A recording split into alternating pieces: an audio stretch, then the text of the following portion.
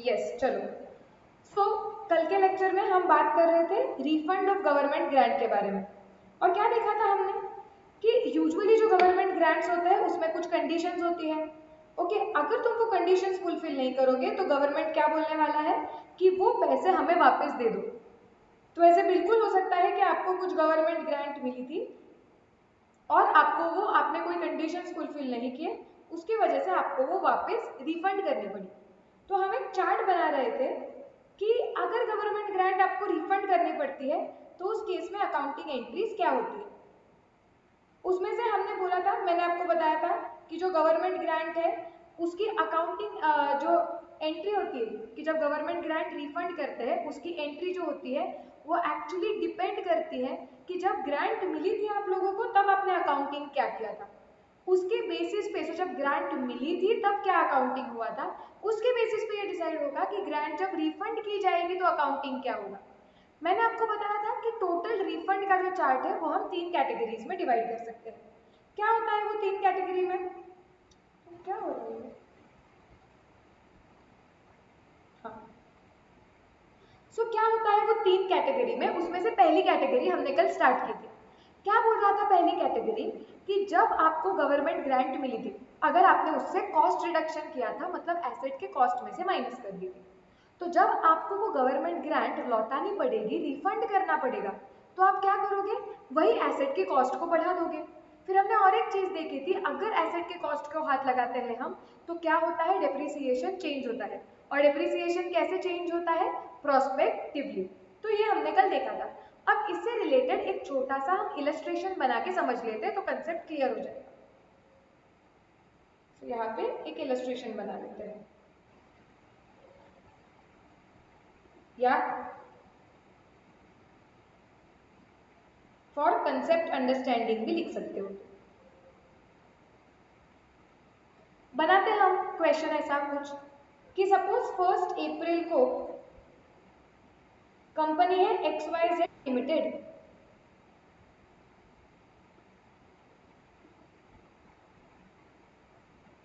Right. So company क्या है? XYZ limited. 1 अप्रैल को उन्हें गवर्नमेंट ग्रांट मिली थी, या 1 अप्रैल को ऐसे लेते हैं कि इन्होंने मशीनरी खरीदी थी 5 लाख रुपए की। उसके बाद 10 अप्रैल को इन्हें गवर्नमेंट ग्रांट मिली थी 2 लाख की। ओके, ये एसेट की यूजफुल लाइफ है 5 years। Let's say residual value is 0 and मैं ईयर भी लिख लेती हूँ, 19 ले लो। लेट्स से जब ये ग्रांट मिली थी तो गवर्नमेंट ने कुछ कंडीशन रखी थी कि आपको ये कंडीशंस फ्यूचर में जाके फुलफिल करनी है। अब ऐसे हो गया कि 1 अप्रैल 2020 को आपने वो कंडीशन ब्रीच कर दी, आपने फॉलो नहीं किया, जिसकी वजह से आपको गवर्नमेंट ग्रांट रिफंड करनी पड़ी। और कितनी रिफंड करनी पड़ी? लेट्स से पूरे 2 लाख, ऐसे टर्म्स एंड कंडीशंस में लिखा हुआ था। तो आपको बताया जाता है कि ये पूरे सिचुएशन का आप अकाउंटिंग करो। मशीन खरीदी, ग्रांट मिली, कंडीशन फुलफिल नहीं हुई, ग्रांट रिफंड करनी पड़ी, ये पूरा हमें अकाउंटिंग करना है। So we have to do accounting for the year 1920 and 2021। क्या इधर तक हमें क्लियर है? क्या क्वेश्चन क्लियर? Yes, okay. चलो तो मेरे साथ करो, इतना लिख लो चाहिए तो। कंसेप्ट अंडरस्टैंडिंग अगर आपको लग रहा है कि रिवीजन के लिए हेल्प लगेगा तो लिख दो। अगर आपको लग रहा है कि नहीं बस चार्ट देख के रिवाइज हो जाएगा और क्वेश्चन बैंक के सम्स कर लेंगे तो मत लिखो। अब इसके जर्नल एंट्रीज क्या होंगे हम देखते हैं। पहले तो 2019 अप्रैल 1, ओके, 2019 अप्रैल 1 को पहली एंट्री आएगी which is your asset account debit 5 lakhs।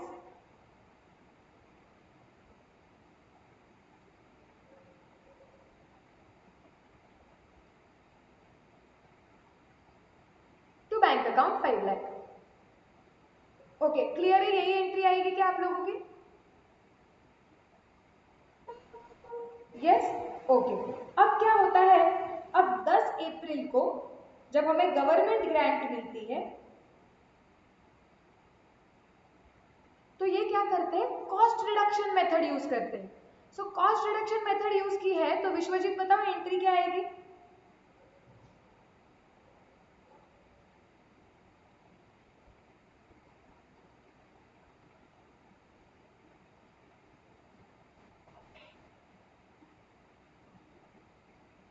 क्या एंट्री आएगी?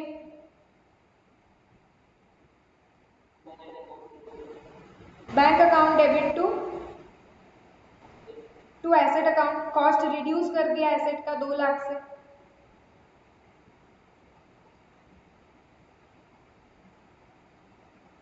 ओके, अब ईयर 1920 में और कुछ एंट्री मारना जरूरी है क्या? बस डेप्रिसिएशन आएगा। क्विकली कैलकुलेट करके बताओ डेप्रिसिएशन कितना आएगा?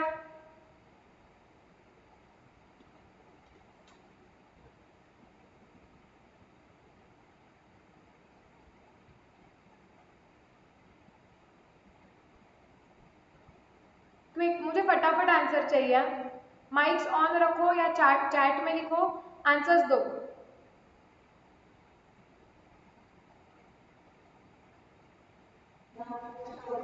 60,000 आएगा क्योंकि 5 लाख है जिसमें से 2 लाख चला गया, मतलब 3 लाख एसेट की कॉस्ट बची थी, that has to be divided over 5 years, तो 60,000 आएगा। सो हम अप्रैल 2020 मार्च 31 को एंट्री मारेंगे।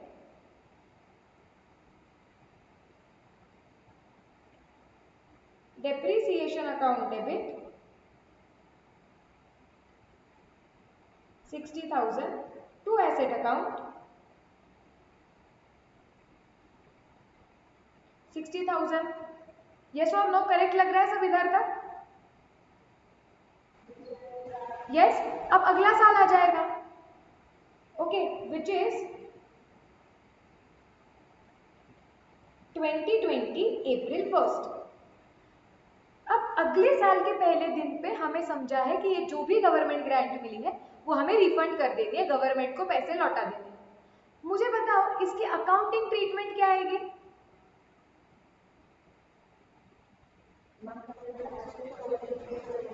पहले तो एसेट का कॉस्ट इंक्रीज करेंगे क्योंकि मैम जब ग्रांट मिली थी तो एसेट की कॉस्ट कम कर दी, तो अभी जब ग्रांट लौटानी पड़ रही है मतलब एसेट की कॉस्ट तो कुछ कम नहीं हुई मैम, तो आप एसेट की कॉस्ट बढ़ा दो वापस से। सो हमारी एंट्री आएगी एसेट अकाउंट डेबिट, वापस से एसेट की कॉस्ट बढ़ गई, कितनी हो गई asset account debit? 2 lakh to bank account 2 lakh.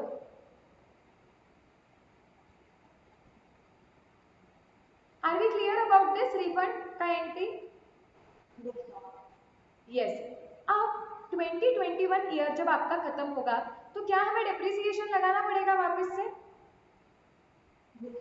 Yes, अब नया डेप्रिसिएशन कैलकुलेट करके बताओ, बिकॉज जब हम ये करते हैं कि ग्रांट रिफंड करते हैं तो एसेट की कॉस्ट बढ़ गई है, कॉस्ट चेंज हो गई मतलब डेप्रिसिएशन भी चेंज होगा लेकिन प्रोस्पेक्टिवली। तो अभी कितना डेप्रिसिएशन आएगा 2021 मार्च 31 बताओ?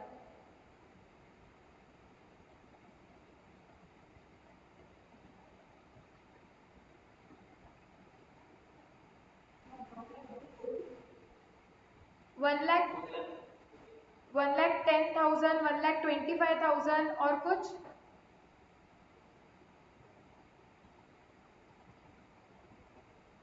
ओके, देखते हैं। पहले साल में तो 5 लाख की एसेट खरीदी थी। सिंपल एसेट अकाउंट को क्या क्या एंट्रीज गई है वो देख लो। 5 लाख डेबिट हुआ था, उसके बाद 2 लाख क्रेडिट हुआ था, माइनस 2 लाख। उसके बाद क्या हुआ था, डेप्रिसिएशन भी लगाया था हमने 60,000 का, सो माइनस 60,000। मतलब ओपनिंग बैलेंस एसेट का 2,40,000 था, उस पे हमने और ऐड किया कितना, 2 लाख प्लस 2 लाख, तो अब ये 4,40,000 है जो हमें डेप्रिशिएट करना है 4 पे, so divide by 4। Which is 1,10,000। Okay, 150 कैसे आया? तुम लोगों ने ऐसे लिया क्या? 5 लाख डिवाइडेड बाय 4? क्यों क्यों तुम लोग ये भूल जाते हो कि तुम डायरेक्टली क्या करते हो कि अब एसेट की कॉस्ट 5 लाख हो गई है जो 4 साल में बांटनी है, बट पहले साल में डेप्रिसिएशन लग चुका है। सेम मिस्टेक अगेन रिपीट की। तो इसलिए तो इसको तुम कैसे कट करोगे? हमेशा एसेट अकाउंट ड्रॉ कर लिया करो रफ में कि एसेट अकाउंट का सेकेंड ईयर के स्टार्टिंग में बैलेंस कितना था, फिर कितना बैलेंस चेंज हुआ। डू नॉट डायरेक्टली टेक, अगर ये मिस्टेक हो रही है तुमसे कि तुम डायरेक्टली कॉस्ट 5 लाख ले रहे हो वापस डिवाइड बाय 4, तो ऐसे मत करो, क्योंकि लॉजिकली तो स्ट्राइक होना चाहिए कि पहले साल डेप्रिसिएशन लग चुका है। इसके लिए एसेट अकाउंट ड्रॉ कर लिया करो रफ में, तो जितना एसेट अकाउंट में बैलेंस होगा उतना डेप्रिसिएशन लगना है, उस हिसाब से डेप्रिसिएशन लगाना है। मतलब समझा क्या ये? सो ये आएगा 1,10,000।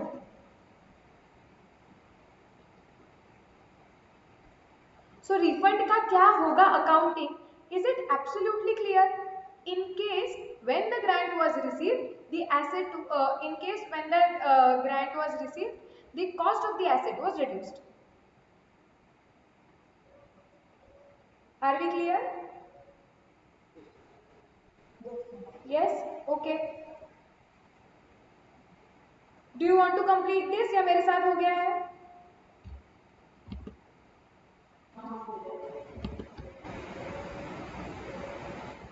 सबका हो गया? मैं आगे जाऊं? Yes, let's go ahead. That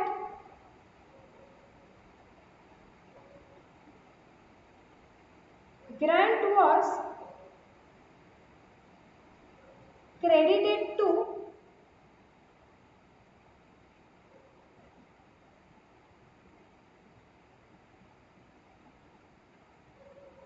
deferred income account.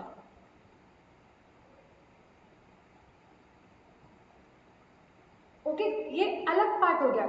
इसका मतलब क्या हुआ कि जब आपको ग्रांट मिली थी तो आपने उसे क्रेडिट किया था डेफर्ड इनकम अकाउंट। तो जब अभी ये ग्रांट आपको वापस रिफंड कर देनी पड़ेगी, वापस दे देनी पड़ेगी, तो उसका अकाउंटिंग कैसे होगा वो हमें देखना है। Okay, let's take a example. Same example लेते, सेम। ठीक है, एक सेकेंड ना, मुझे बस देख लेने दो।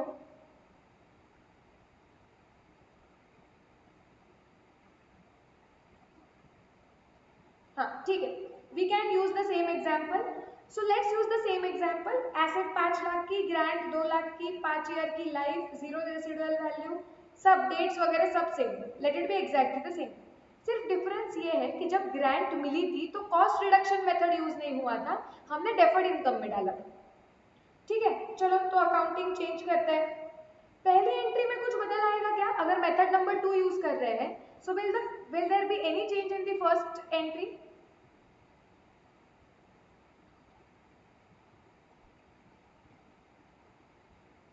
बताओ, पहली entry asset to bank 5 lakhs, will there be any change? No, कोई चेंज नहीं होने वाला है। जब गवर्नमेंट ग्रांट मिलेगी तुम्हें तो bank account debit to asset account entry आएगी क्या? नहीं, क्या आएगी? Bank account debit to, right? So deferred government grant.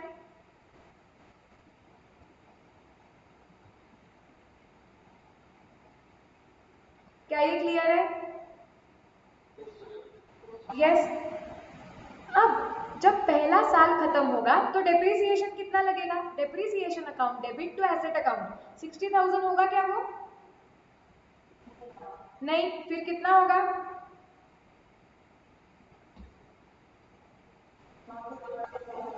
उसके बाद तो 1 लाख आएगा, क्योंकि मैम एसेट का कॉस्ट तो 5 लाख होगा। 5 divide by 5 lakh divided by 5 years मतलब 1 लाख आएगा। सो डेप्रिसिएशन की एंट्री 1 लाख से होगी।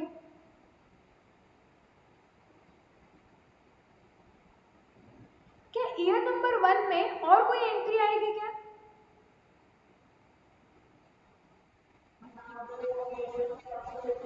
डेफर्ड गवर्नमेंट ग्रांट को P&L में ट्रांसफर करना पड़ेगा। कितना ट्रांसफर होगा बताओ मुझे, क्या एंट्री आएगी?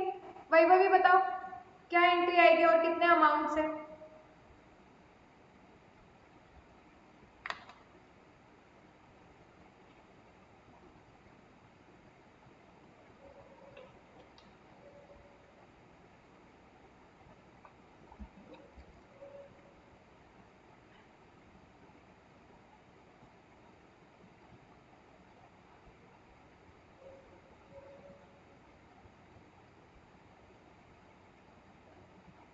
वैभवी एंट्री बताओ जल्दी, क्या आएगी और अमाउंट क्या आएगा?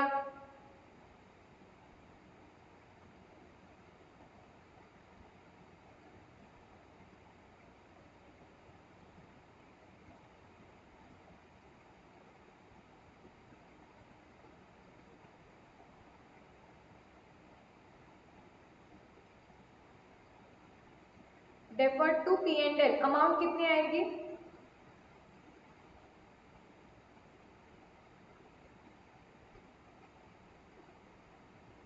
Deferred government grant to P&L 40,000। कैसे निकाला?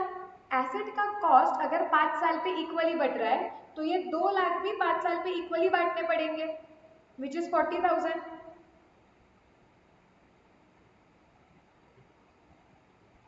इधर तक क्लियर है क्या? यस, मैं ये इरेज कर देती हूँ ताकि थोड़ा ना ये गिचमिट ना हो, और अगले साल का रिफंड का एंट्री क्या होगा मैं बताती हूँ।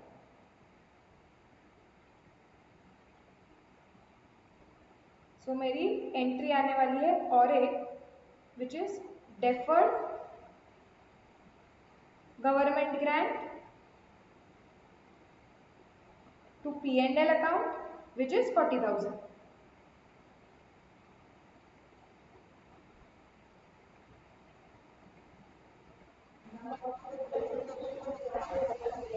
किधर P&L में? नहीं नहीं, अभी सी वो एंट्री तो आनी ही है, मुझे मेन कंसेप्ट पे फोकस करना है। सो वो P&L टू डेप्रिसिएशन इग्नोर कर लिया है मैंने अभी। हाँ, अब फोकस हाई रखो, जब पहला साल खत्म होगा तो ये देखो कि सिचुएशन क्या दिखेगी। पहला साल खत्म होने पे मेरा एसेट अकाउंट ऐसे कुछ दिखेगा, 5 लाख, 1 लाख का डेप्रिसिएशन,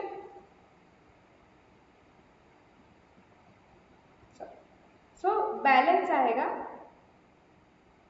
कुछ 4 लाख का। Are we clear about this? Yes.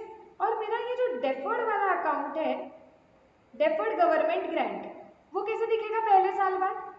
2 lakh रुपए तो इधर क्रेडिट किए गए थे इनिशियली, उसके बाद जब हमने अभी P&L में ट्रांसफर किए तो कितने ट्रांसफर किए? 40,000। ओके, तो यहाँ पे बैलेंस कितना बचता है? 1,60,000। फर्स्ट ईयर के बाद ये हमारा स्टेटस है, यस और नो? यस। अब ये पहला साल खत्म हो गया, सेकेंड ईयर स्टार्ट हो गया। सेकेंड ईयर में बैलेंस ब्रॉट डाउन कर लेंगे, यहाँ पे 4 लाख, यहाँ पे 1,60,000। अब मुद्दा ऐसा आ रहा है कि सेकेंड ईयर के फर्स्ट डे पे हमें 2 लाख रुपए रिफंड करने। अब तुम ही बताओ कि मैंने अकाउंटिंग एंट्री इसकी क्या मारनी चाहिए? एसेट का कॉस्ट बढ़ना चाहिए क्या जब ये रिफंड करेंगे 2 लाख? कॉस्ट तो बढ़ना ही नहीं चाहिए, क्योंकि मैम जब मिला था तो कॉस्ट कम ही नहीं किया था, तो अभी तो कॉस्ट नहीं बढ़ सकता है। तो क्या करेंगे? लॉजिकल क्या लग रहा है तुम्हें? जब तुम ये रिफंड करते हो तो तुमने क्या करना चाहिए?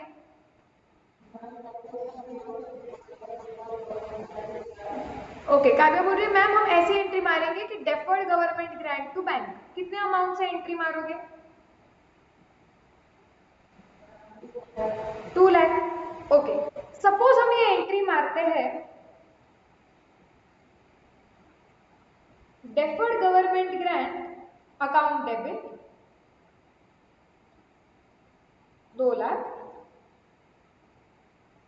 To bank account 2 lakh.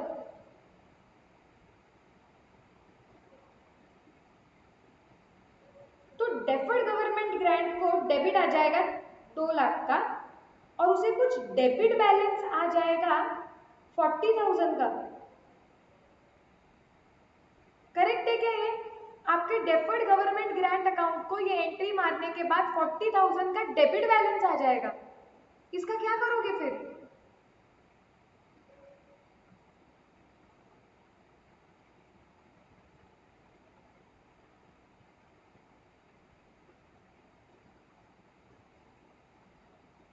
बताओ क्या करोगे?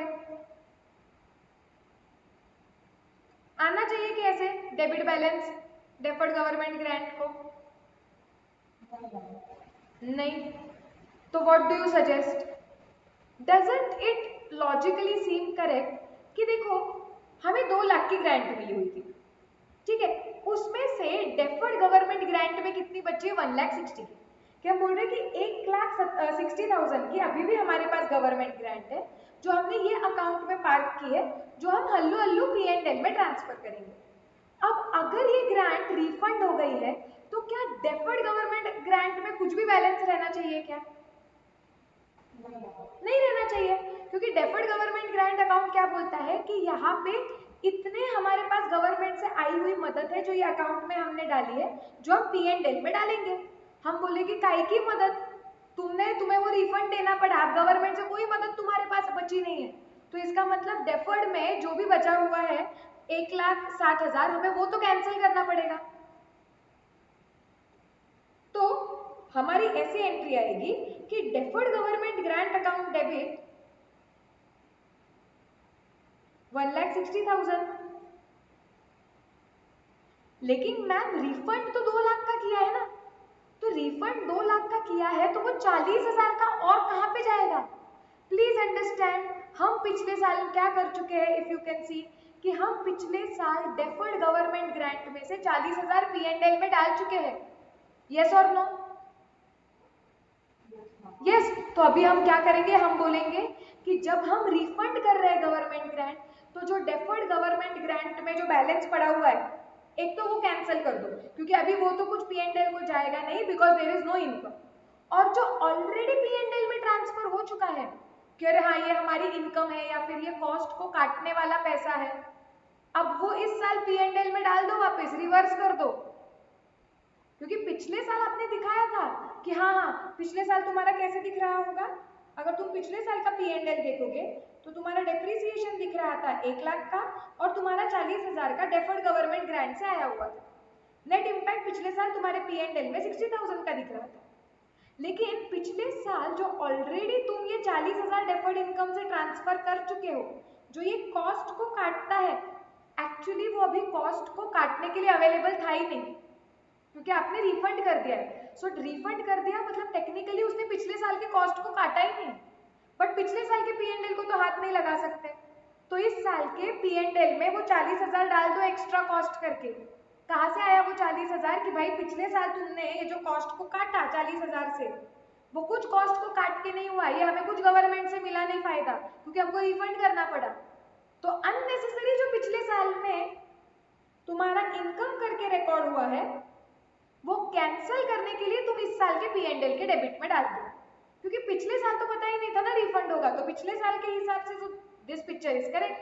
However, today when I understand that I have to refund government grant, तो मैं क्या बोलूंगी कि वो डेफर्ड इनकम में जितनी भी गवर्नमेंट ग्रांट तुमने पार्क करके रखी है पहले तो वो कैंसिल करो, क्योंकि वो कुछ मिलने वाली है नहीं, और जो P&L में तुम डाल चुके हो तो तुम क्या करो, वो P&L में जो डाल चुके हो वो भी कैंसिल करो। Are we clear about this? Yes. तो देखो अभी अच्छी तरीके से कि चार्ट क्या बोलता है। चार्ट बोलता है कि अगर आपको जब गवर्नमेंट ग्रांट मिली थी आपने उसे डेफर्ड इनकम अकाउंट को क्रेडिट कर दिया था, राइट। तो उसके बाद रिफंड करते वक्त आपने क्या करना चाहिए, सबसे पहले सेट ऑफ या नॉक ऑफ लिख दो। सबसे पहले रिफंड करते वक्त knock off the balance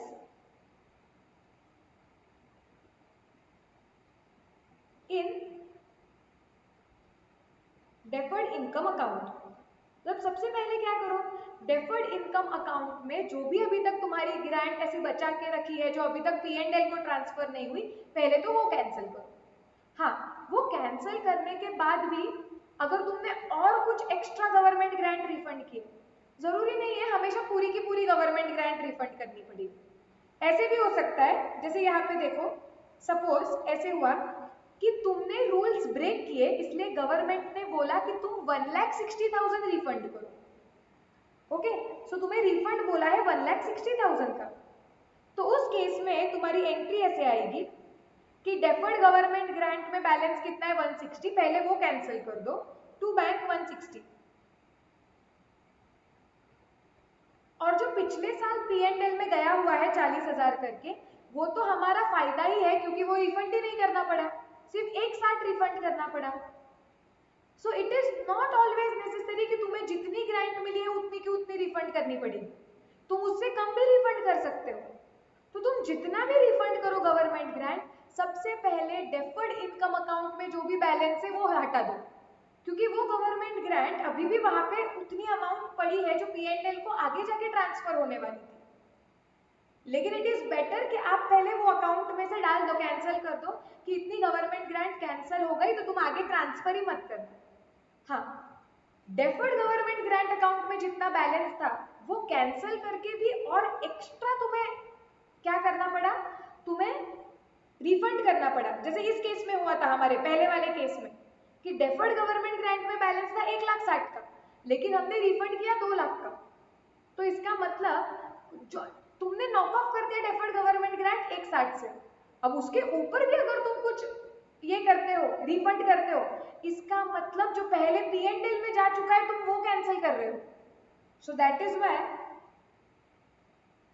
so first we will knock off the balance in deferred income account and any excess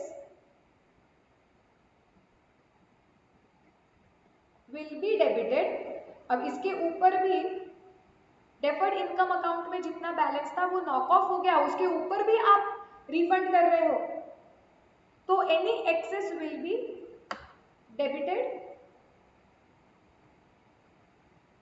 to P&L account. क्यों P&L अकाउंट? इसका मतलब कि जो चीज P&L में जा चुकी है वो रिफंड कर रहे हैं, तो हमें वो P&L में जो इनकम करके रिकॉर्ड हुआ था पिछले सालों में वो कैंसिल करना पड़ेगा, इसके लिए P&L को डेबिट देना पड़ेगा। Are we absolutely clear? हाँ, तो अभी जो हमने देखा कि 2 लाख का पूरा रिफंड हुआ, उसकी एंट्री क्या आएगी, डेफर्ड गवर्नमेंट ग्रांट को पहले 1,60 से कैंसिल कर दो कि भाई ये तो ग्रांट जो तुमने यहाँ पे बचा के रखी है ये तो P&L में जाएगी ही नहीं। उसके बाद इसको छोड़ के जो तुम एक्स्ट्रा रिफंड कर रहे हो, मतलब जो P&L में जा चुका है वो तुम कैंसिल कर रहे हो। So P&L account debit 40,000 to bank account 2 lakh. Are we clear?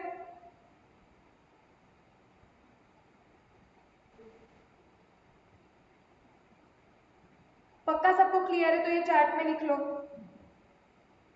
Illustration लिखना है क्या आप लोगों को?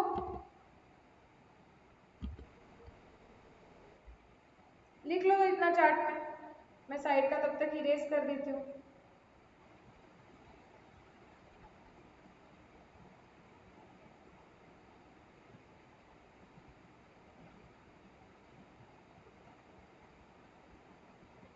एक minute, let me quickly erase this.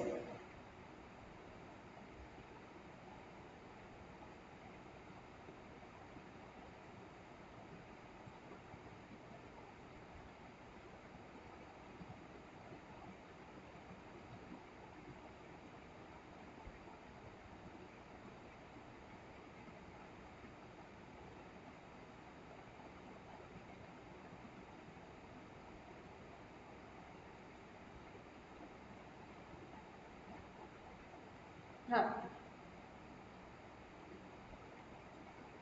मैं किसी को भी नहीं दिख रही हूँ क्या? दिख रहा है ना? वैभवी आपका नेट चेक करो एक बार।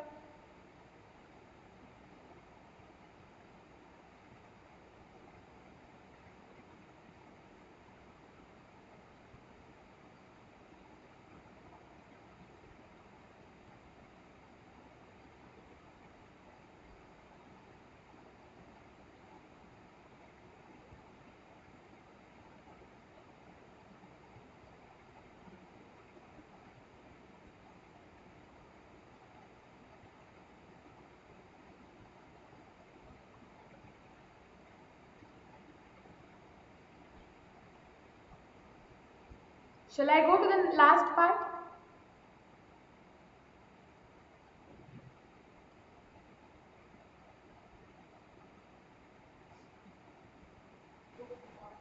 Yes? Okay.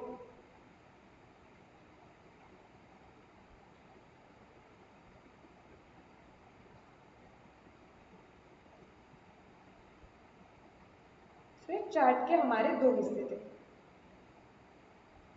अब थर्ड पार्ट, अगर आपको देखो हमने क्या क्या देखा था, ग्रांट मिली तो हमने कॉस्ट कम किया था, तो रिफंड के वक्त कॉस्ट बढ़ाना है। फिर हमने देखा ग्रांट मिली तो डेफर्ड इनकम को डाला था, तो फिर क्या करना है। ओके, उसके बाद तीसरा ट्रीटमेंट क्या हो सकता है, हमने ये भी देखा था कि कभी कभार जब ग्रांट मिलती है तो हम कैपिटल रिजर्व को डालते हैं, यस और no. So it was in the nature of promoters contribution,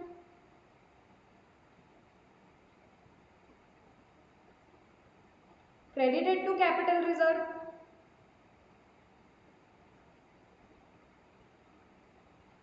उस केस में अगर आपको वो ग्रांट रिफंड भी करने पड़े तो आपको क्या लग रहा है एंट्री क्या आएगी,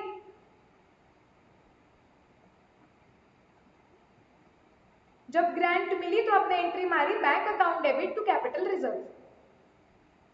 अब क्या हो गया, अब वो ग्रांट आपको रिफंड कर देनी पड़ी, तो क्या करोगे,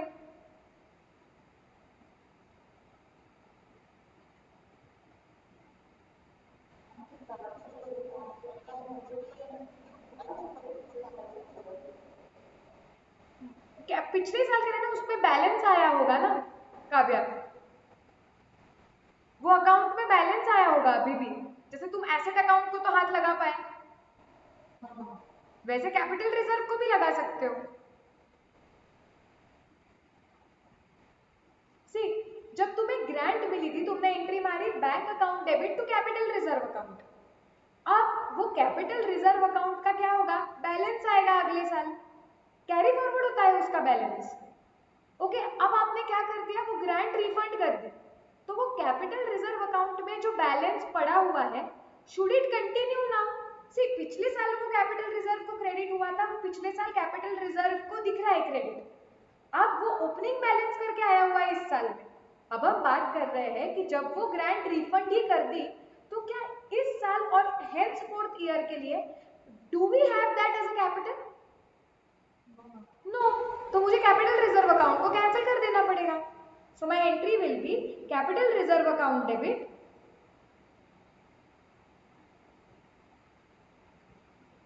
टू बैंक अकाउंट।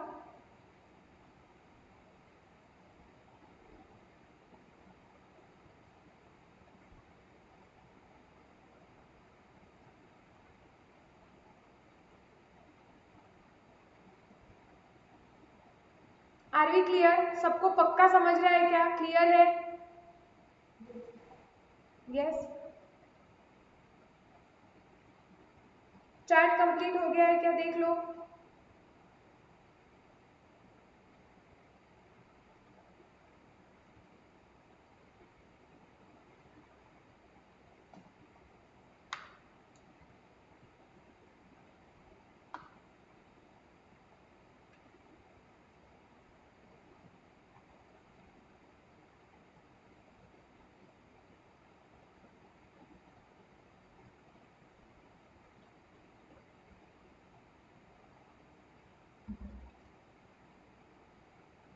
हो गया, डन। स्टैंडर्ड खोल के देखते हैं अभी, डिस्क्लोजर करके एक पार्ट होता है, बस हमारा वही रह गया है स्टैंडर्ड का, स्टैंडर्ड इज ओवर।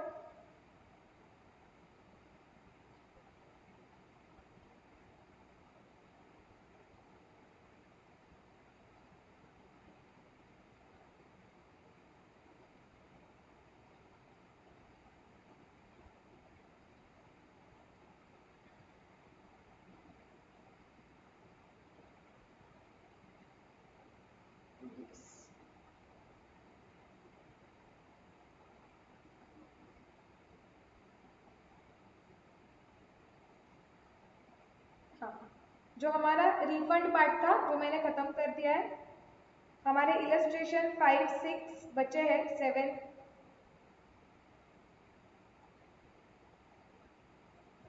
अच्छा, इन्होंने डिस्क्लोजर पार्ट दिया ही नहीं है स्टैंडर्ड का स्टडी मटेरियल में। एक minute, let me just check कि डिस्क्लोजर पार्ट दिया है क्या कहीं। सी, डिस्क्लोजर का पार्ट मतलब क्या होता है, मैं बेयर टेक्स्ट तुम्हें खोल के दिखाती हूँ, वहां तुम्हें डिस्क्लोजर करके एक पैराग्राफ दिखेगा और वो पैराग्राफ क्या बताता है। सी, अगर तुम अभी अच्छी तरीके से देखोगे तो स्टैंडर्ड में क्या क्या कवर हुआ, शांति से स्टडी मटेरियल देखो कि इंट्रोडक्शन, ये स्टैंडर्ड क्यों, मतलब ये स्टैंडर्ड किसके साथ डील करता है, फिर ये स्टैंडर्ड क्यों आया, स्टैंडर्ड के स्कोप में क्या है, उसके बाद गवर्नमेंट ग्रांट का मतलब क्या होता है, फिर रिकॉग्नाइज कब करना है, फिर अकाउंटिंग एंट्री, फिर different type of government grants and their accounting entry, फिर थोड़े इलस्ट्रेशंस, देन कौन सी ग्रांट कब कैसे मिली तो वो प्रेजेंट कैसे करनी है, and refund of government grant. अब इसे छोड़ के स्टैंडर्ड में और एक चीज होती है विच इज डिस्क्लोजर। इसका मतलब होता है कि स्टैंडर्ड आपको बोलता है कि गवर्नमेंट ग्रांट से रिलेटेड और कौन सी ऐसी इंफॉर्मेशन है जो आपको आपके फाइनेंशियल स्टेटमेंट्स में दिखानी पड़ेगी। मैम दिखानी पड़ेगी मतलब क्या, अभी अकाउंटिंग तो उन्होंने बोल दिया जितना अकाउंटिंग बोलेंगे उतना दिखाएंगे, नहीं। सी, अकाउंटिंग का मतलब होता है क्या आपके P&L बैलेंस शीट में आएगा। प्रेजेंटेशन का मतलब होता है under which heading will it be presented in P&L and balance sheet. And disclosure का मतलब होता है what additional information about the government grant you should give in the financial statements. Okay, जब कंपनी के फाइनेंशियल स्टेटमेंट्स बनते हैं, मतलब P&L बनता है, बैलेंस शीट बनता है, उसके नीचे बहुत सारे नोट्स बनते हैं, तो वो नोट्स में तुम्हें गवर्नमेंट ग्रांट के बारे में क्या एक्स्ट्रा इंफॉर्मेशन देनी चाहिए, उसे हम डिस्क्लोजर बोलते हैं, जो स्टैंडर्ड बताता है। अभी यहाँ पे स्टडी मटेरियल में वो पैराग्राफ दिया हुआ नहीं है, लेकिन अगर हम बेयर टेक्स्ट खोल के देखेंगे तो हमको दिखेगा। कुछ क्विकली चीजें बता देती हूँ मैं तुम्हें, प्रैक्टिकली जो तुम्हें पता होनी चाहिए। हम बेयर टेक्स्ट खोल के देखते हैं।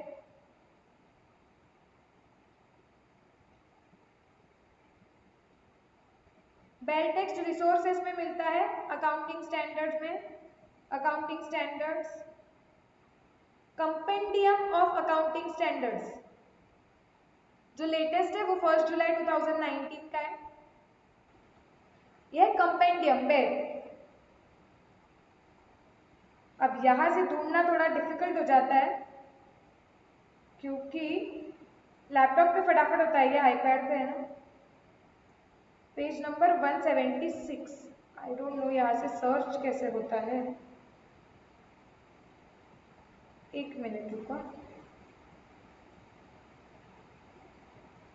ऐसे करेंगे तो बहुत टाइम जाएगा।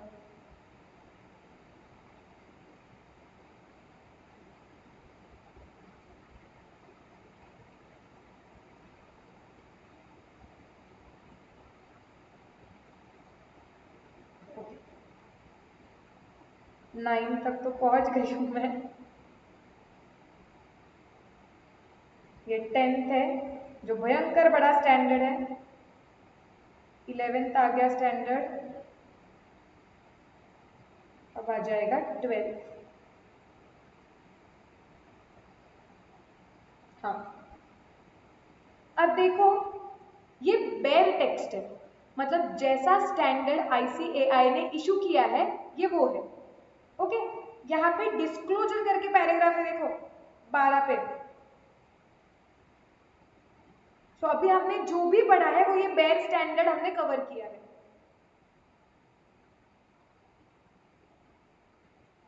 ये देखो disclosure, the following disclosures are appropriate, मतलब ये डिस्क्लोजर्स आपने आपके फाइनेंशियल स्टेटमेंट्स में देने चाहिए। Tell me, disclosures P&L balance sheet में आते हैं या फाइनेंशियल स्टेटमेंट्स के नीचे जो नोट्स बनते हैं उसमें आते हैं?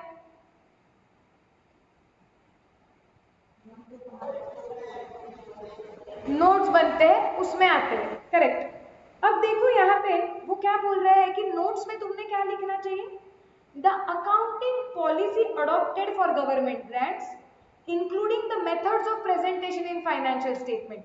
सो नीचे नोट में आपने लिखना चाहिए कि आपकी कंपनी ने गवर्नमेंट ग्रांट के अकाउंटिंग करने के लिए कौन सा मेथड सिलेक्ट किया है, कौन सी पॉलिसी सिलेक्ट की है।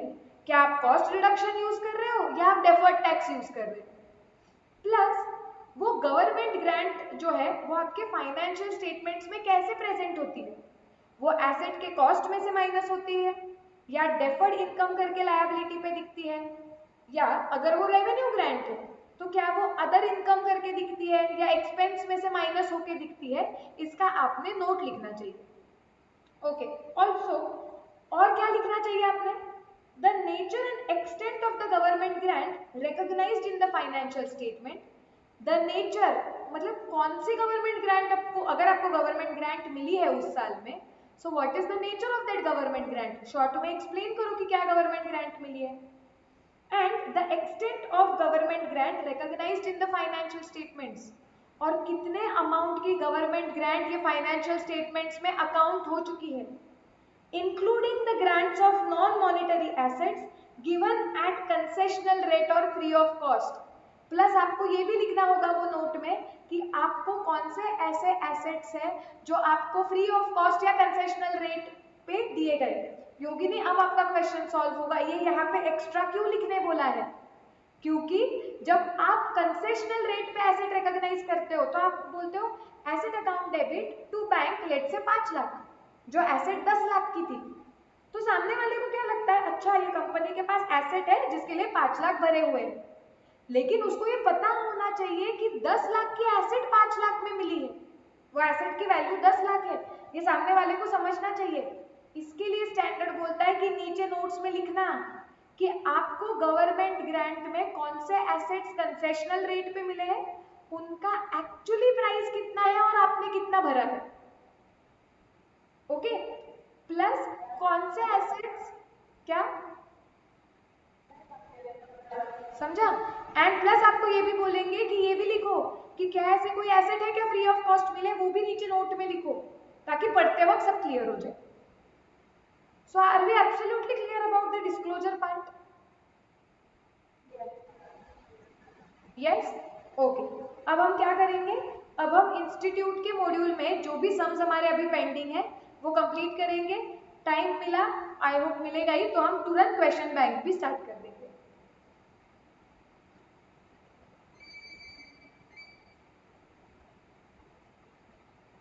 आ जाओ मॉड्यूल पे। 4 तक हुआ था ना हमारा।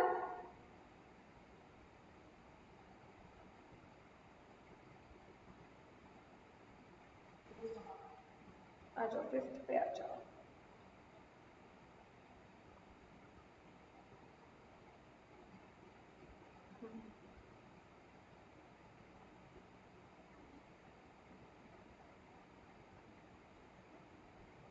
क्वेश्चन पढ़ो। X limited purchased a fixed asset for 50 lakhs। ठीक है, गुड। सो परचेज की है 50 lakhs में, which has estimated useful life of 5 years, salvage value 5 lakhs. On the purchase of the asset, government granted it a grant of rupees 10 lakhs. बताया हुआ है कि जब ये ग्रांट मिली, this amount was reduced from the cost of the fixed asset. Now grant was considered as refundable in the end of the second year. जब second year खत्म हुआ तो ग्रांट रिफंडेबल हो गई, आपको रिफंड करना पड़ेगा to the extent of 7 lakh. तो जैसे सेकेंड ईयर कंप्लीट हुआ, towards the end of the second year आपको 10 लाख में से 7 लाख की गवर्नमेंट ग्रांट वापस देनी पड़ी। Pass journal entry for the refund of the grant as per the first method. आपको बोला गया है फर्स्ट मेथड वगैरह जाने दो, क्वेश्चन पढ़ के आपको क्या समझ रहा है, रिफंड के दिन पे रिफंड की एंट्री क्या आएगी। क्विकली नोटबुक में लिखो, मैं किसी को भी पूछूंगी।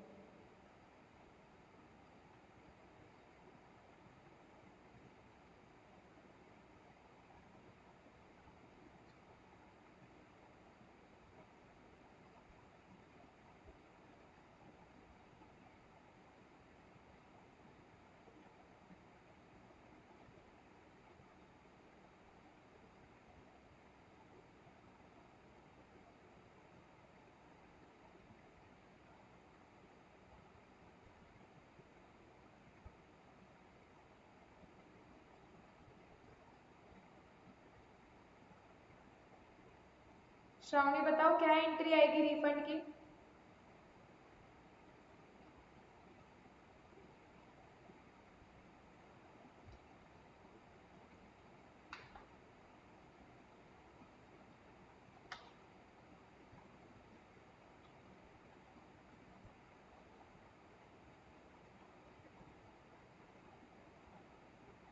योगिनी, रिफंड की entry?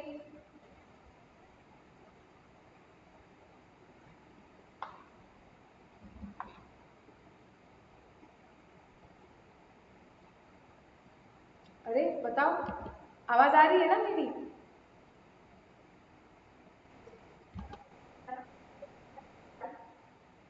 Bank to government grant, ये क्या एंट्री हुई? बैंक में पैसे आ रहे हैं क्या?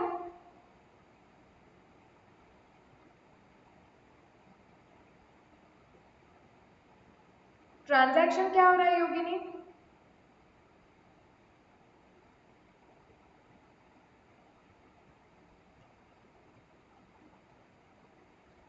रिफंड कर रहे हो ना? तो बैंक में पैसे आएंगे या बैंक में से पैसे जाएंगे? विश्वजीत क्या एंट्री आएगी?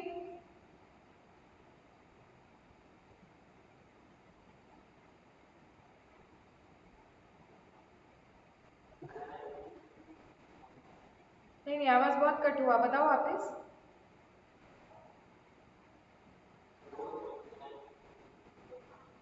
गवर्नमेंट ग्रांट टू बैंक, ये गवर्नमेंट ग्रांट कौन सा अकाउंट है?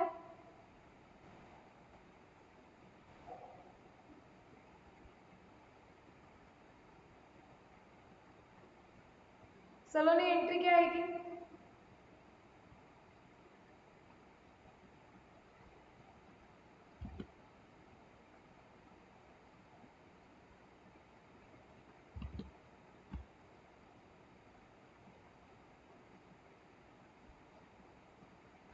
अरे कोई तो बता, करेक्ट एंट्री क्या आएगी? एसेट का वैल्यू फिर से इंक्रीज करना पड़ेगा, तो क्या एंट्री आएगी?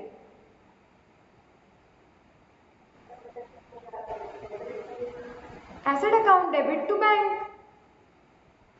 इधर सिंपल क्या बोला था कि जब हमने, वहां भी देखो, जब ग्रांट मिली थी तो एसेट का कॉस्ट कम किया था, the amount was reduced from the cost of the asset. तो अभी जब रिफंड करेंगे तो एसेट का कॉस्ट बढ़ा देंगे ना। बैंक में से पैसे चले जाएंगे bank personal account, credit the giver, तो बैंक को क्रेडिट होगा।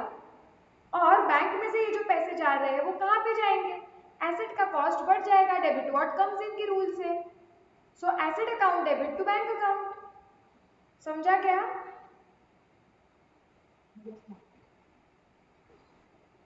यस, क्यों विश्वजीत ऐसी एंट्री आई?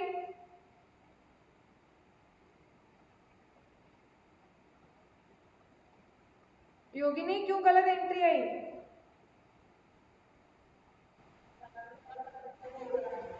क्या कंफ्यूजन हो रहा है बताओ मुझे।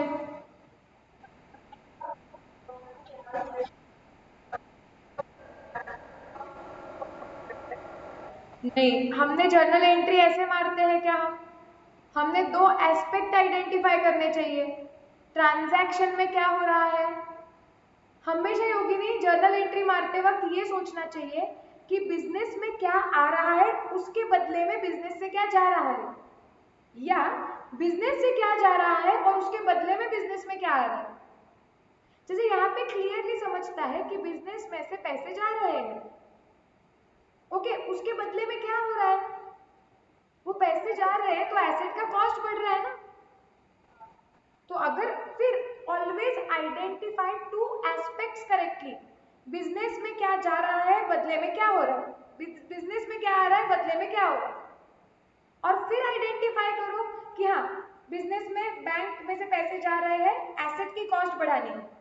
बैंक में से पैसे जा रहे हैं, कौन से अकाउंट में लिखेंगे? Bank account.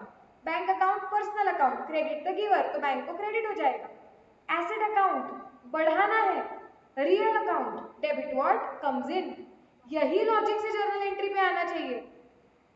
अगर किसी को भी लग रहा है कि जर्नल एंट्रीज वीक है, तो ऐसा प्रॉब्लम नहीं है, हो सकते हैं, रह जा सकते हैं, या ब्रशअप करना है तुम्हें तो मुझे बोलो, मैं तुम्हें बेसिक्स ऑफ जर्नल एंट्रीज जो थे वो एक 3-4 लेक्चर्स है, वो 3-4 लेक्चर्स ले लो, उसमें जर्नल एंट्रीज का लॉजिक प्लस बहुत प्रैक्टिस करवा के लिए, and there is nothing to be shameful about it. Unnecessary अभी कम मार्क्स मिलने से अच्छा है कि बेसिक्स जर्नल के 3 लेक्चर में रिवाइज कर लो, क्योंकि अगर तुम्हें जर्नल एंट्री करेक्ट मारनी आई तो ही तुम फाइनल तक सरवाइव करोगे, वरना it is not possible. So if anybody thinks that how to draft journal entries अभी भी वो क्लियर नहीं है या ब्रशअप करना है, फाउंडेशन से गैप हो गया है, तो मुझसे रिविजन लेक्चर्स ले लो। Are we clear about this? Yes, okay. हाँ, सॉरी, इंस्टीट्यूट ने डिस्क्लोजर यहाँ पे दिया हुआ है, लेकिन वो क्वेश्चन नंबर 5 के नीचे दिया है, तो वो समझा ही नहीं मुझे। इलस्ट्रेशन 6 पे आ जाओ, shall we go to illustration 6?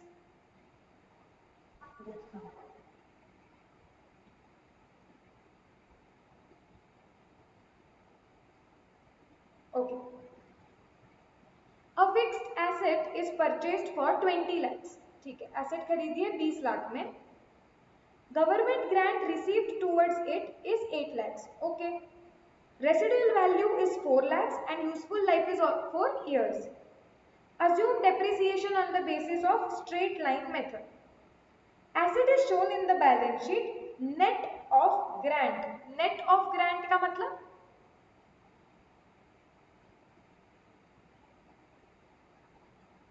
Net of grant का मतलब क्या होता है? ग्रॉस, नेट, इसका मतलब क्या होता है? What is the meaning of gross, what is the meaning of net?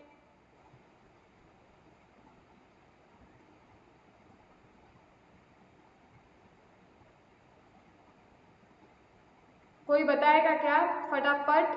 बचपन में की हुई चीजें है ये।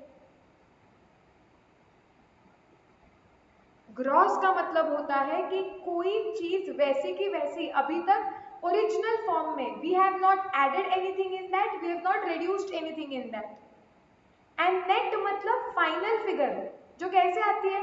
ग्रॉस में से बहुत सारी या कुछ जो भी चीज आपको प्लस माइनस करनी है वो करने के बाद जो फाइनल फिगर आती है वो नेट होती है। Gross profit, net profit.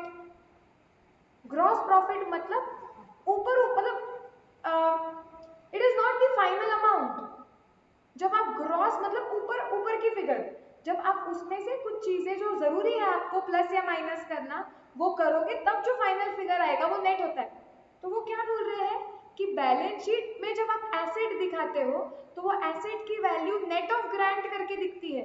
इसका मतलब क्या है? What are they trying to indicate by this? What do you understand by this?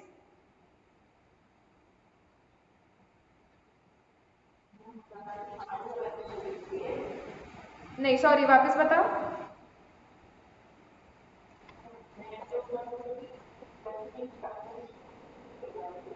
नहीं, ठीक से पढ़ो। Asset is shown in the balance sheet net of grant, मतलब क्या? What do you understand by this?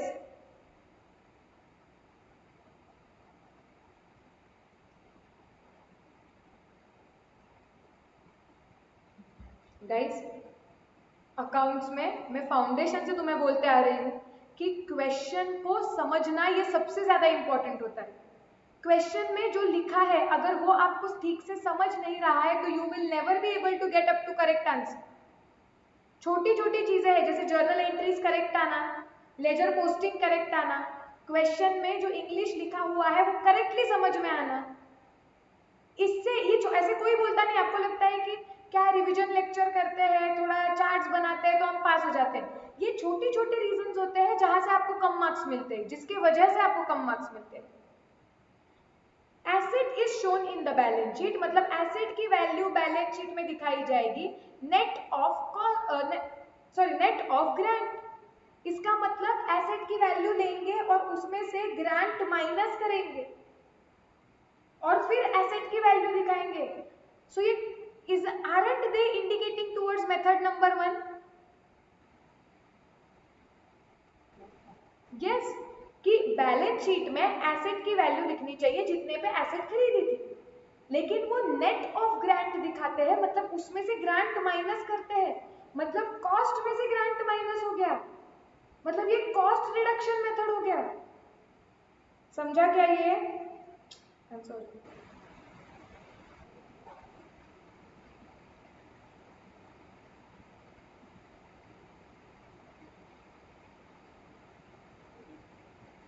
So this is cost reduction method.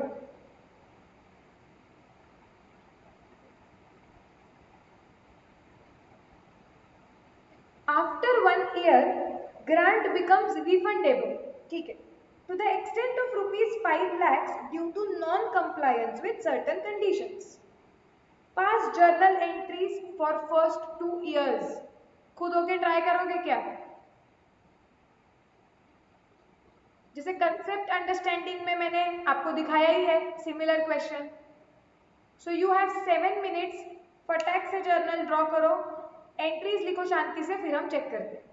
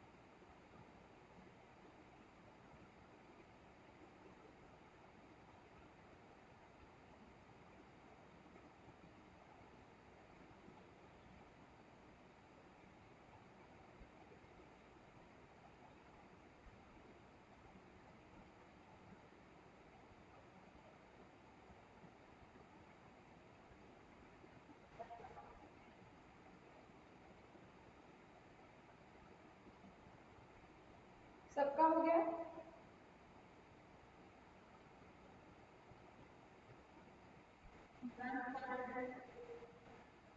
ले लो, 2 minute और ले लो।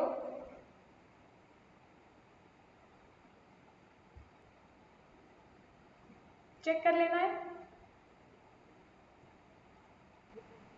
Yes, तो मैं बताती हूँ, तुम लोग चेक कर लो कि करेक्ट आया है या नहीं। उन्होंने क्या बोला है, जर्नल एंट्रीज आपको पहले 2 साल के लिए मारनी। ओके, पहले फिक्स्ड एसेट आपने खरीदी है 20 लाख को, तो आप एंट्री क्या मारोगे, आप एंट्री मारोगे fixed asset account debit to bank account 20 lakhs। Is this correct? ये एंट्री करेक्ट आई है क्या? यस, टिक कर दो। उसके बाद उन्होंने बोला है गवर्नमेंट ग्रांट रिसीव्ड हुई कितने की, 8 लाख की। हमें पता है मेथड नंबर 1 है कॉस्ट रिडक्शन है। तुम्हारी एंट्री क्या आनी चाहिए, bank account debit to fixed asset accounts 8 lakh. Correct आ गई? यस, आगे देखो अभी residual value 4 lakhs, useful life 4 years। ये तो सिर्फ डेप्रिसिएशन कैलकुलेट करने के लिए जाएगा। उन्होंने बोला है assume depreciation straight line method पे लगाना है। ओके, तो पहले साल की भी एक एंट्री बचती है डेप्रिसिएशन लगाने की। तो तुम्हारा डेप्रिसिएशन देखो कितना आएगा, 20 लाख तो एसेट का कॉस्ट है, माइनस 8 निकाल लो उसमें से जो गवर्नमेंट ग्रांट के मिले हैं, माइनस 4 लाख रेसिडुअल वैल्यू है वो भी माइनस कर दो, मतलब 8 लाख बचते हैं जो 4 साल में बांटने हैं, डिवाइड बाय 4। सो क्या डेप्रिसिएशन 2 lakhs आया क्या? यस, तो एंट्री क्या हमारी, depreciation account debit to asset account 2 lakhs। अब हाँ, फर्स्ट ईयर को क्लोज करते वक्त P&L account debit to depreciation account 2 lakh, ये मार दिया। अब नेक्स्ट ईयर में चले गए, आफ्टर फर्स्ट ईयर और after 1 year grant becomes refundable to the extent of 5 lakhs due to non-compliance with certain conditions। तो रिफंड करते वक्त क्या करेंगे, जब ग्रांट मिला था तो एसेट का कॉस्ट कम किया, तो ग्रांट रिफंड करते वक्त कॉस्ट बढ़ाना पड़ेगा। एंट्री क्या आएगी, एंट्री आएगी fixed asset account debit to bank account 5 lakhs। Yes, okay, अब क्या करेंगे, जैसे फर्स्ट ईयर खत्म हो जाएगा, सेकेंड ईयर आ गया, रिफंड की एंट्री मार दी, अब हमें डेप्रिसिएशन कैलकुलेट करना पड़ेगा। कैसे डेप्रिसिएशन कैलकुलेट करेंगे, जिसको कंफ्यूजन हो रहा है वो एसेट अकाउंट ड्रॉ करो, सिंपल। देखो एसेट अकाउंट पहले 20 लाख था, फिर 8 लाख की ग्रांट मिली, 2 लाख का डेप्रिसिएशन लगा पहले साल का, तो सेकेंड ईयर के स्टार्टिंग में बैलेंस कितना था, 10 लाख। यस, उसके बाद क्या हुआ, उसके बाद ग्रांट रिफंड कर दी, रिफंड की कितने की, 5 लाख की। हाँ, अब करते calculate, 10 lakh opening balance plus 5 lakh की ग्रांट रिफंड कर दी तो कॉस्ट बढ़ गया, तो 5 लाख आ गया, मतलब 15 लाख है। इसमें से रेसिडुअल वैल्यू कितनी है, 4 lakhs, सो माइनस 4 lakhs, तो 11 लाख बचता है, which is to be divided over now 3 years, divided by 3। तो तुम्हारा 3,66,667 डेप्रिसिएशन आना चाहिए।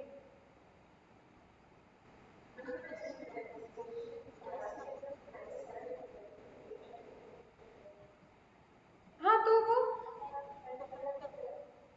हाँ एसएलएम कर रहे हैं तो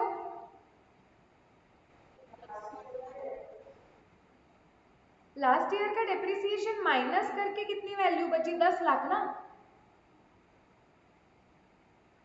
वो डेप्रिसिएशन माइनस करके ही 10 लाख बचा हुआ है। और अभी क्या करना है हमें, सेकेंड ईयर के एंड में हम बोलेंगे कि हमारे बुक्स में एसेट की वैल्यू कितनी है। सिंस एसएलएम यूज कर रहे हैं, ये हमें 15 लाख अगले चारों सालों पे इक्वली डिवाइड करना पड़ेगा, क्योंकि हम पिछले साल का क्या करेंगे ना, कुछ भी नहीं कर सकते हैं। समझा क्या?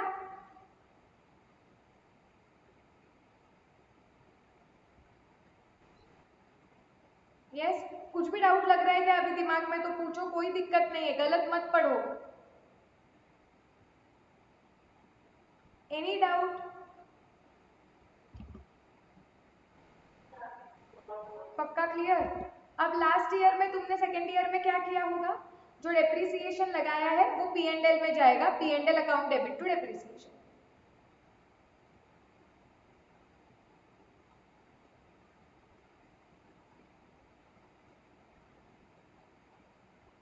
चलो let's go to next illustration 7।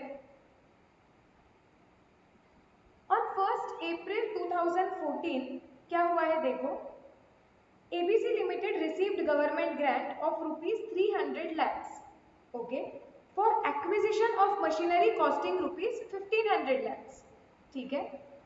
The grant was credited to the cost of the asset. The life of the machinery is 5 years and the machinery is depreciated at 20% on WDV basis, ठीक है। The company had to refund the grant in May 2017 due to non-fulfillment of certain conditions. How you would deal with the refund of grant in the books of ABC Limited, assuming that the company did not charge any depreciation for the year 2017? करोगे क्या खुद होके try, 2 minute सोचोगे? Yes, read the question again, take 2-3 minutes and then tell me कि क्या करना है।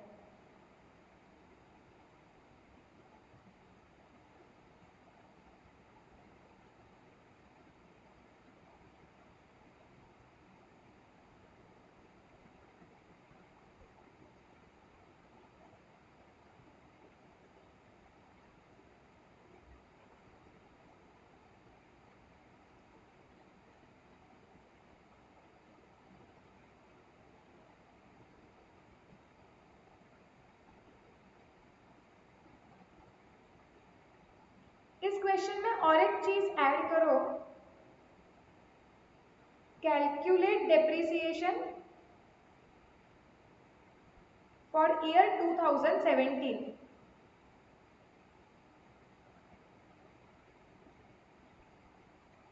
अब ये सॉल्व करो, शांति से सोचो, सॉल्व करो। ओके, तुम्हारे पास 5 मिनट है, फिर हम चेक करेंगे। जो प्रिंसिपल सीखे हैं वो अप्लाई करो।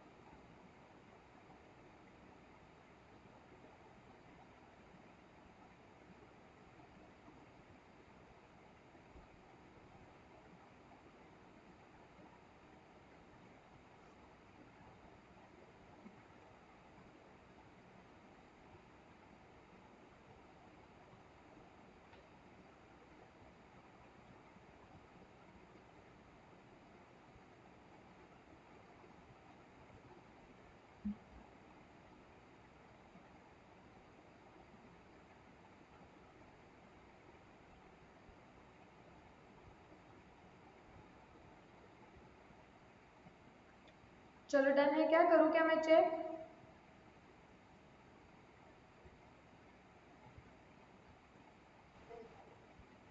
Yes, okay. मुझे तुम में से कौन बताएगा कि सोचना क्या था और how did you go about it, कैसे आपने स्टार्ट किया ये सॉल्व करना, क्या क्या करना पड़ेगा? विश्वजीत क्या करेंगे हम? अच्छा योगी ने तुम्हें बताना है क्या?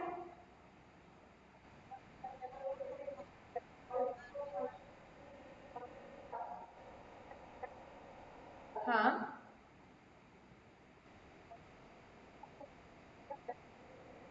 हाँ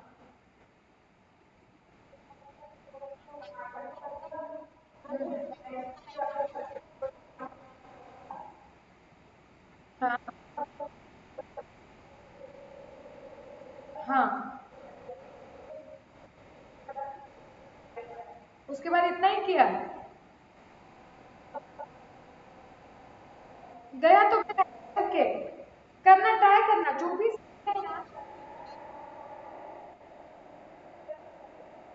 अच्छा, लेकिन फिर भी ट्राई करना, मतलब जितना भी समझ रहा है ना, कभी भी क्वेश्चन आधे छोड़ो मत, वो आदत थोड़ी एंड करो। ट्राई करो कि जितना समझ रहा है एग्जाम में तुम जो बेस्ट कंडीशन में लिखोगे वैसे लिखना है। अब सबसे पहले तो उन्होंने क्वेश्चन में क्या पूछा है वो देखो। उन्होंने बोला है कि how would you deal with the refund of the grant in the books of ABC limited assuming that the company did not charge any depreciation for the year 2017। Okay, simple सी बात उन्होंने बोली है कि जब ग्रांट आप refund कर दोगे तो उसकी अकाउंटिंग एंट्री आप क्या मारोगे। Now isn't it this part very simple कि जब ग्रांट मिली थी तो हमने एसेट का कॉस्ट कम कर दिया था, तो जब हम ग्रांट रिफंड कर देंगे तो हमें एसेट की कॉस्ट बढ़ा देनी पड़ेगी। यस और नो?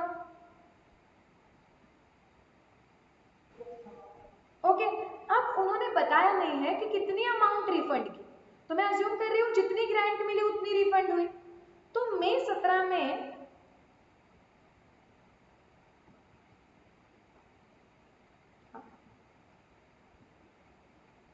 मई 2017 में क्या मेरे ये एंट्री तो गई होगी कि fixed asset account debit 300 to bank account 300। क्या ये रुपीज इन लैक्स? ओके, वो फिक्स्ड एसेट की जगह पे तुम मशीनरी भी लिख सकते हो, हमें पता है एसेट का नाम, सो मशीनरी अकाउंट। ओके, ये क्लियर है क्या? ये समझने में कुछ डाउट आ रहा है क्या? नहीं, ये तो क्लियर है कि मई 17 में ये एंट्री होने वाली है। अब क्वेश्चन में मैंने और एक चीज ऐड कर दी कि मई 17 में आप कितना डिप्रिसिएशन लगाओगे वो कैलकुलेट करो। अब मेरे दिमाग में क्या आना चाहिए कि मई 17 में डिप्रिसिएशन कैसे कैलकुलेट होगा। तो सबसे पहले तो WDV मेथड है। इस मई 17 नहीं, सॉरी 17 में कितना, उस साल में, मतलब I meant was that year which will be March 18, क्योंकि 17 18 ईयर होगा, तो तभी डिप्रिसिएशन कितना लगेगा वो आपको पूछा गया है। इसको ना 18 ले लो फॉर द ईयर 17 18 ना, तो उस साल में कितना डिप्रिसिएशन होगा ये हमें बताया, मतलब पूछा है। WDV मेथड है, तो इसका मतलब मुझे 1 अप्रैल, एक सेकेंड ना, एक सेकेंड,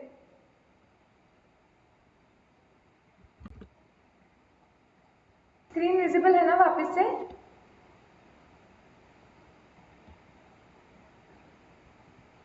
आवाज आ रही है क्या? Yes, okay. तो हम बात कर रहे थे कि हमें मार्च 2018 का अगर डिप्रिसिएशन निकालना है तो WDV मेथड है, तो सबसे पहले 1 अप्रैल 2017 को वो एसेट की WDV कितनी थी वो नहीं लगेगी क्या हमें?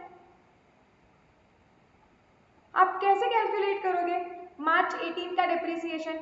सबसे पहले मुझे चाहिए होगा कि अप्रैल 17 को वो मशीनरी की WDV कितनी है, और उसके बेसिस पे फिर हम आगे कैलकुलेशन करेंगे। यस और नो? यस, तो हम यहाँ पे वर्किंग नोट बना सकते हैं कि WDV।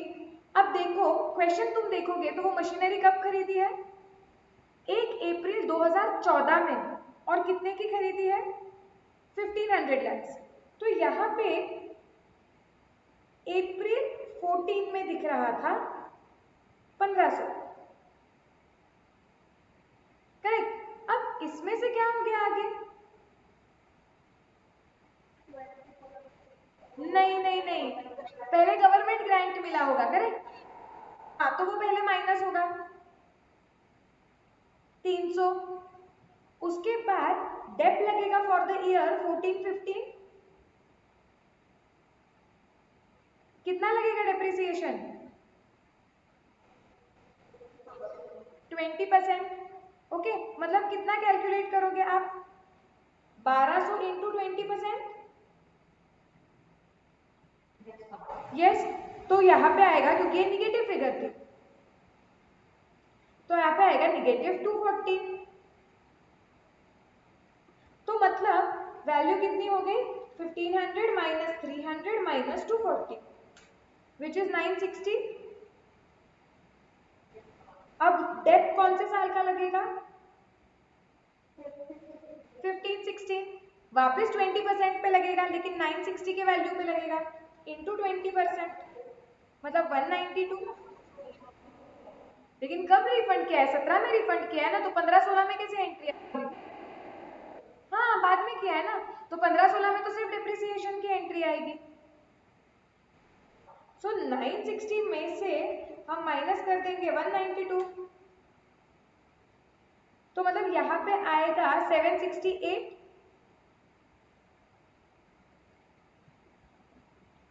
फिर डेप्रिसिएशन लगेगा कौन से साल का?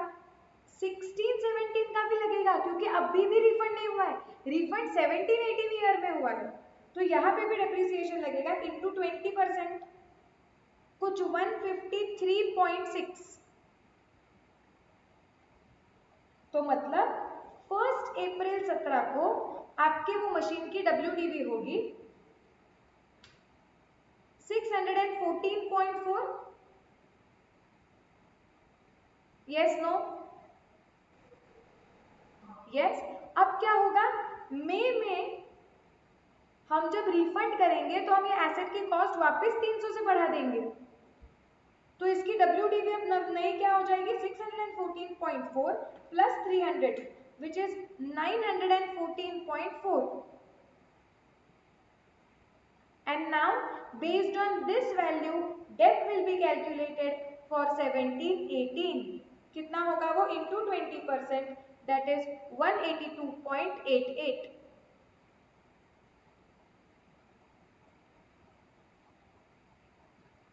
Are we clear?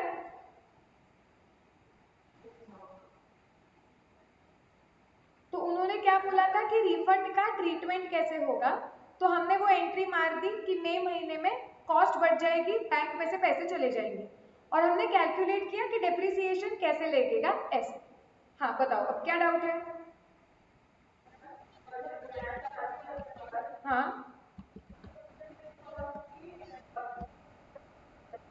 राइट, अगर हम मेथड नंबर 1 यूज कर रहे हैं तो जो यहाँ पे क्वेश्चन में बोला गया था स्पेसिफिकली।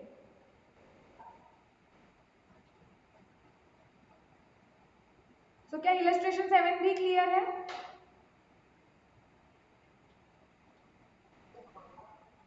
Yes, okay. इलस्ट्रेशन 8 पढ़ते हैं।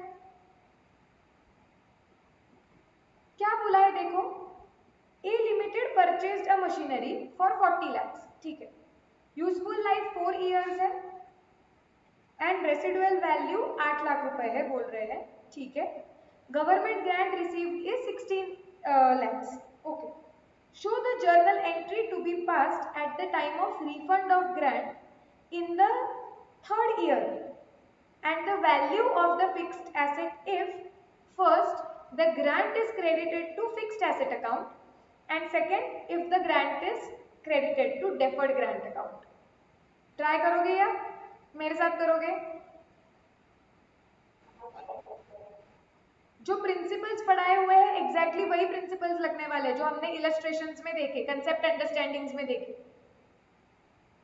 सो टेक 5 minutes, शांति से सोचो, नोटबुक में सॉल्व करो, then we will discuss.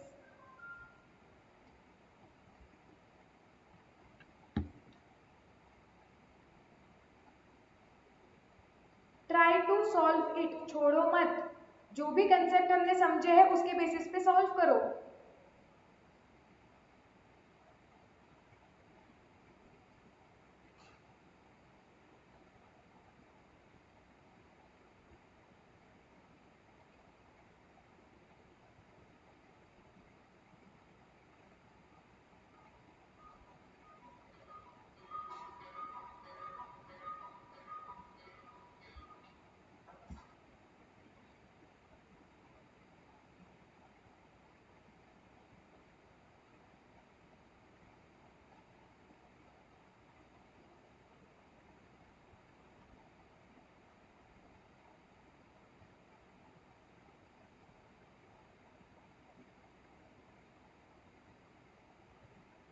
Direction मिल रहा है कैसे सॉल्व करना है?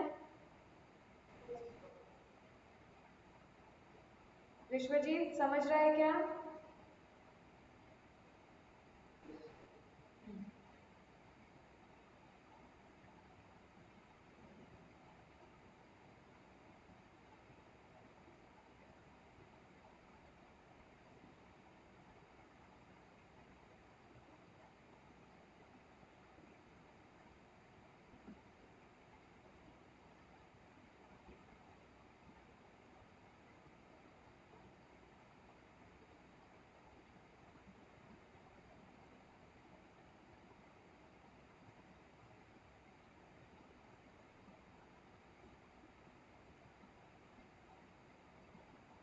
करना है क्या चेक?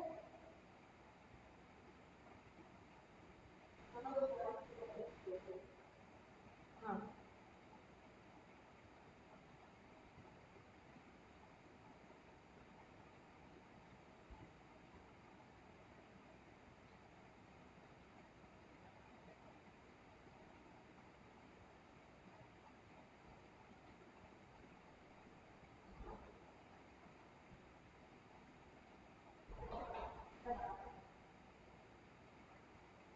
सबका हो गया या और थोड़ा टाइम चाहिए?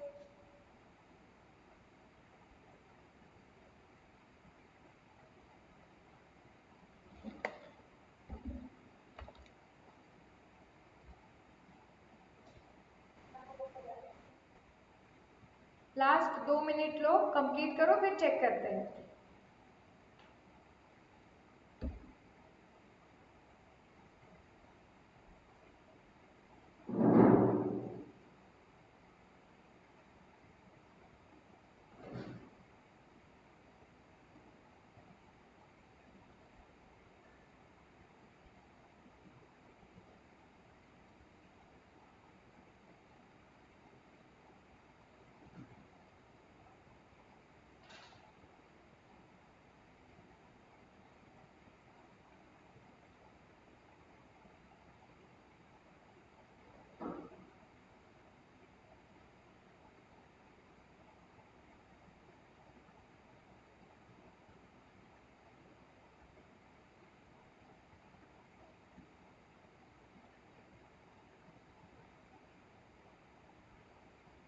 ओके, करना है अभी check?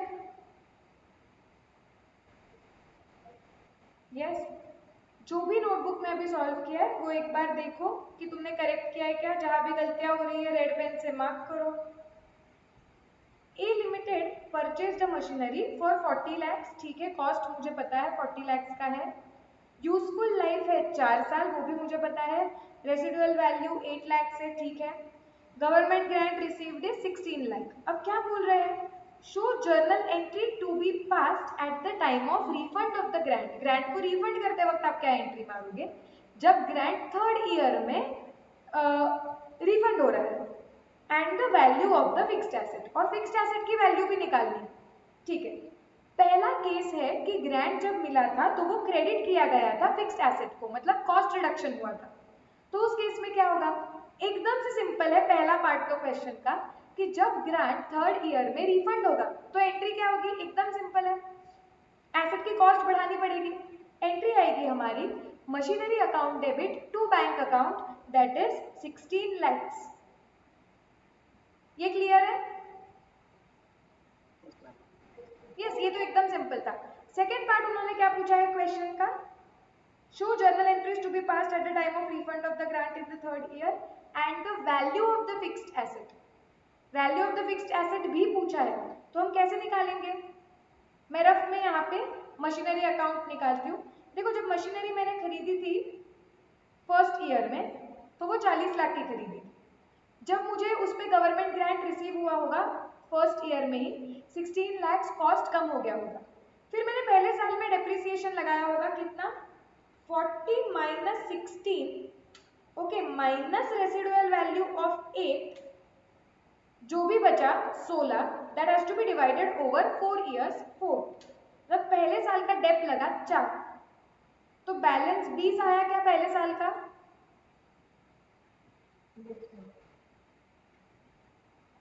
Yes, no? Yes. Second year में क्या हुआ होगा? ये 20 बैलेंस आया होगा। फिर सेकेंड ईयर में कुछ भी नहीं हुआ है, तो सेकेंड ईयर में नॉर्मल डेप्रिसिएशन लगा होगा वापस 4 का, तो बैलेंस 16 आया होगा।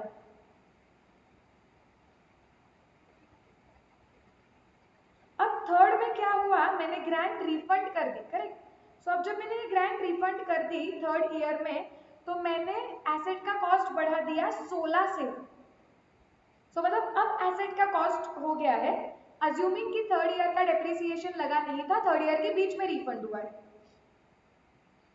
तो फिर 3rd ईयर में 16 प्लस 16 वो एसेट की वैल्यू हो गई 32, और 3rd ईयर के एंड में फिर डेप्रिसिएशन लगेगा। कितना डेप्रिसिएशन लगेगा?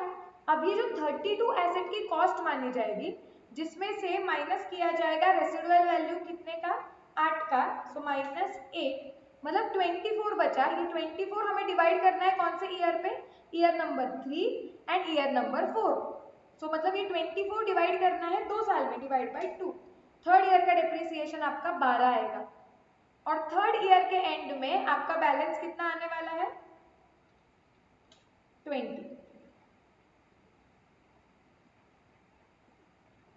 क्या ये क्लियर है या कुछ मैंने फास्ट बोला, कैलकुलेशन नहीं समझा?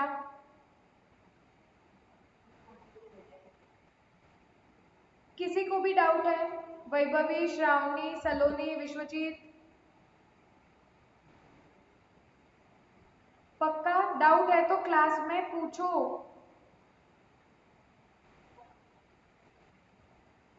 ओके, तो अभी ये मैं इरेज कर देती हूँ।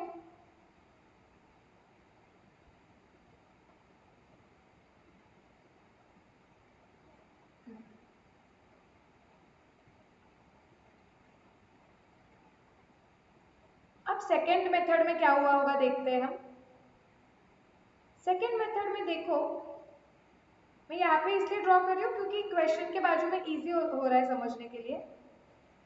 सपोज ये आपका मशीनरी अकाउंट है और ये आपका डेफर्ड ग्रांट अकाउंट है। अब सबसे पहले तो रिफंड के वक्त एंट्री क्या मारनी, इसके लिए पहले ये पता होना चाहिए कि डेफर्ड ग्रांट अकाउंट में कितना बैलेंस है, यस और नो? यस। इसके लिए हम क्या करेंगे, पहले पूरे अकाउंट्स ड्रॉ कर लेंगे थर्ड ईयर तक।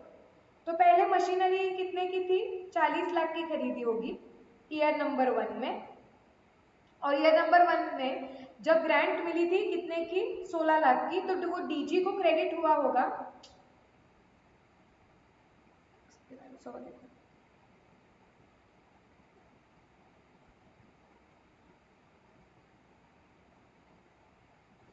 हाँ वो डीजी को क्रेडिट हुआ होगा 16। अब ईयर नंबर 1 में डेप लगा होगा, कितना डेप लगा होगा, 40 तो था मशीनरी के हिसाब से, मशीनरी अकाउंट के हिसाब से मशीनरी का कॉस्ट। रेसिडुअल वैल्यू माइनस कर दी 8 की, 32 बचा। 32 डिवाइड करना है 4 साल पे, मतलब 8। पहले साल का डेप लगा 8, मतलब बैल आया कितना, 32। वैसे ही जो डीजी है, डेफर्ड ग्रांट है, वो 4 साल पे डिवाइड करना पड़ेगा। तो पहले साल पे 4 P&L को गया होगा, मतलब डीजी में बैलेंस कितना बचा, 12 का। इधर तक सबको क्लियर है क्या? Yes. Year number 2, year number 2 में वापस डेप कितने का लगा, 8 का, मतलब बैलेंस कितना आया, 32 माइनस 8, 24। तुम्हें दिख रहा है क्या मैं स्क्रीन पे क्या लिख रही हूँ, बहुत ही छोटा लिख रही हूँ। हाँ, तो सेकेंड ईयर के एंड में बैलेंस 24 आ गया मशीनरी अकाउंट में, जो मैंने मशीनरी अकाउंट के थर्ड ईयर में ओपनिंग बैलेंस आ गया 24 का। वैसे ही डीजी में क्या हो गया होगा, 4 P&L को गया होगा सेकेंड ईयर में, मतलब बैलेंस 8 बचा क्या, 8। अब थर्ड ईयर में बीच में जब आपका क्या हुआ, ग्रांट रिफंड करना पड़ा, तो आपकी एंट्री क्या आएगी, डीजी में बैलेंस कितना है, 8, तो सबसे पहले 8 कैंसिल कर देंगे, यस और नो? यस। सो आपकी एंट्री आएगी deferred government grant account debit 8। आपको रिफंड करने हैं 16, बाकी के 8 का क्या करोगे, वो P&L में गए थे। ये देखो यहाँ पे 4, यहाँ पे 4, तो आपको क्या करना पड़ेगा, P&L कैंसिल करना पड़ेगा। P&L account debit 8 to bank 16। समझा क्या ये?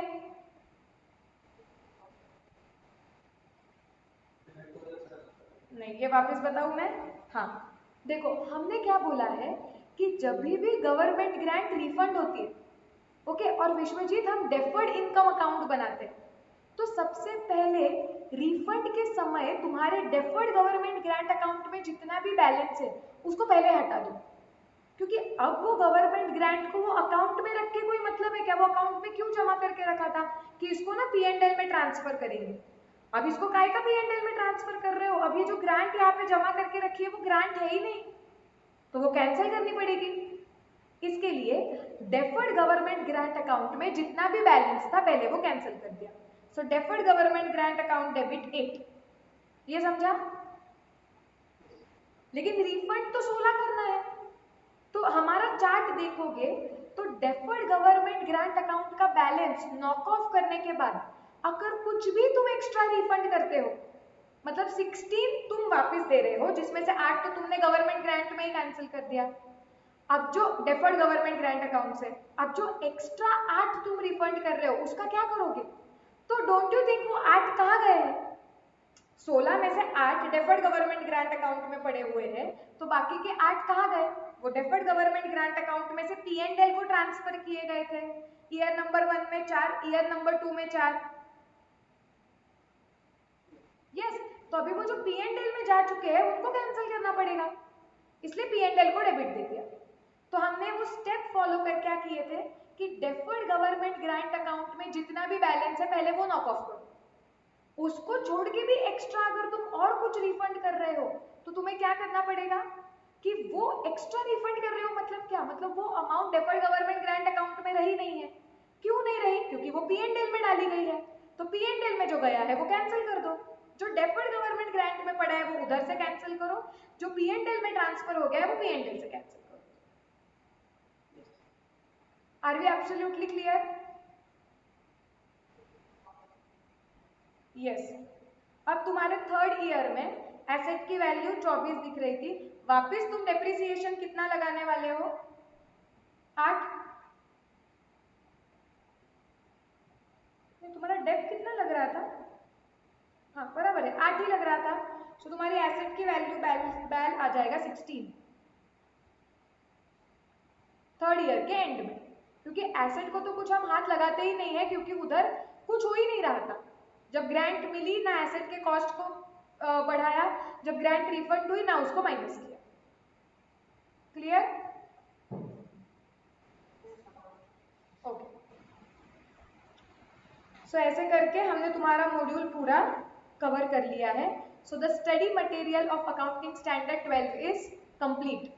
अब हमें क्या करना पड़ेगा? क्वेश्चन बैंक सॉल्व करनी पड़ेगी और एक्स्ट्रा प्रैक्टिस के लिए होमवर्क क्वेश्चन बैंक के अगर तुम कुछ कर पाओगे तो मैं दे देती हूँ।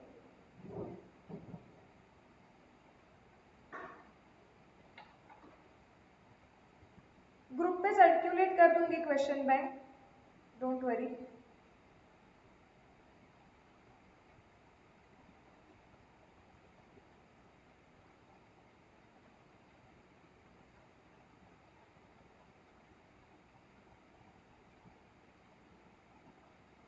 होमवर्क प्रॉब्लम का जो पहला है मतलब क्वेश्चन नंबर 20 वो होमवर्क है।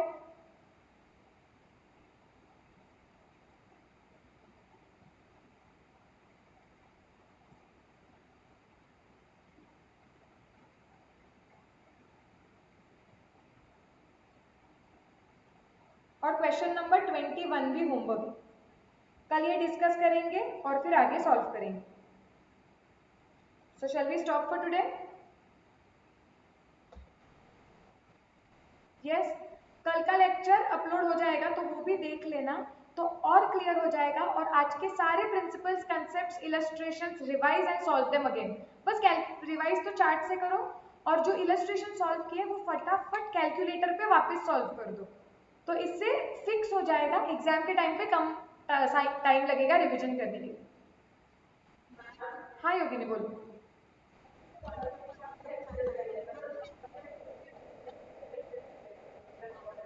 अच्छा, हो जाएंगे आज रात को सब अपलोड, तो फिर ना जो भी रहेंगे मैं सबकी लिंक भेज दूंगी। हाँ भेज दूंगी मैं, डोंट वरी। यस, चलो। So shall we stop for today? Yes.